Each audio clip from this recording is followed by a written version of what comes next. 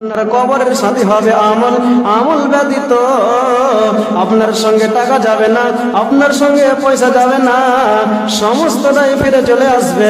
আপনার সঙ্গে আমল বলতে কাকে বোঝানো হয়েছে?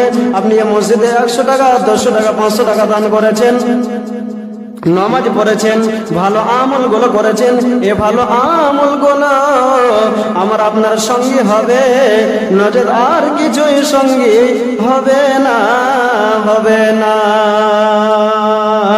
উঠো উঠো আল্লাহর বান্দারে, উঠো রে জাগিয়া,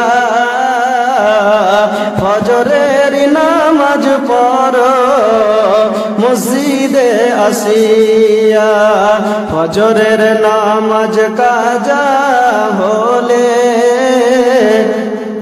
তোমার চেহারা রবে না ঝলমলে, তোমরা নামাজ পড়ো আসিয়া।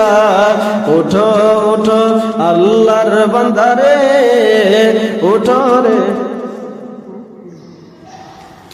আরেকজন ব্যক্তি বেনামিতে 20 টাকা দান করেছে, যে আশাতে যে নিয়াতে করে গেল দান, উদ্দেশ্য পূরণ করো তুমি সুবহান। যেদিন সূর্য রবে মাথার উপরে, এই দান যেন তার মাথার ছায়ার তলে। আমিন আমিন।